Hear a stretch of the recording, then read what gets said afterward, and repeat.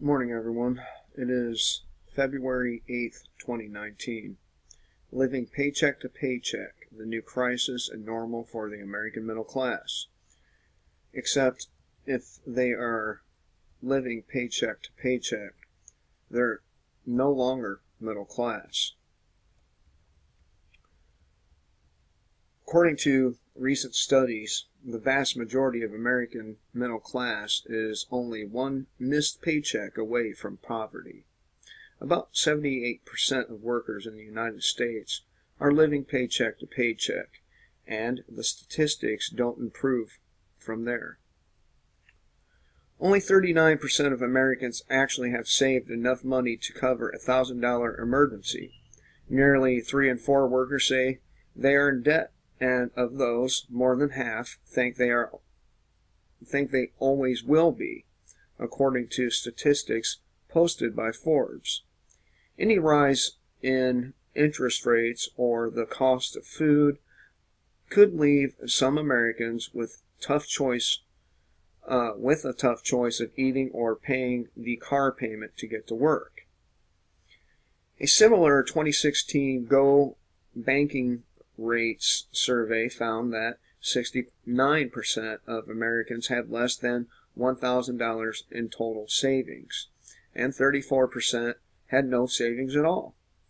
That means many Americans would have to put an emergency expense on a credit card or borrow money another way just to cover the cost of a $1,000 expense.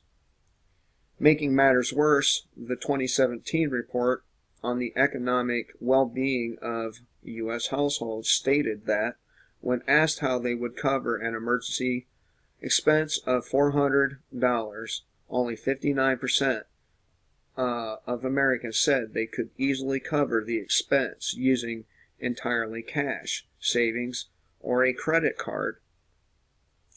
But 4 in 10 adults would either borrow, sell something, or not be able to pay if faced with a $400 emergency expense. The government shutdown recently heightened this fact, or highlighted the fact, that a large number of Americans are wholly unprepared for any kind of economic downturn, let alone another recession. So, these billionaires keep getting billions, while the rest of us continue to suffer. I don't have a problem with a person being a billionaire, but I do have a problem with the way they use their money. A lot of these billionaires lobby the government to, just one example, there's the sports team owners who lobby local governments to have the taxpayers pay for stadiums, and then they have to turn around and pay for tickets, $5 hot dogs, or $2 hot dogs and $5 beers, something like that. I haven't been to a game, but that was the price in another article. And look at Amazon. They asked for billions just to relocate their headquarters and got it.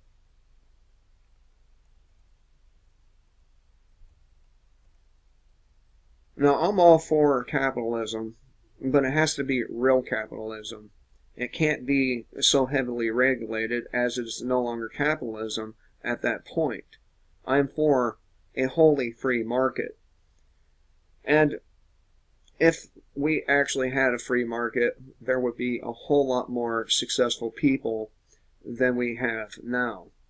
But unfortunately, people like myself, I can't lobby the government to get a big loan to start, say, SpaceX.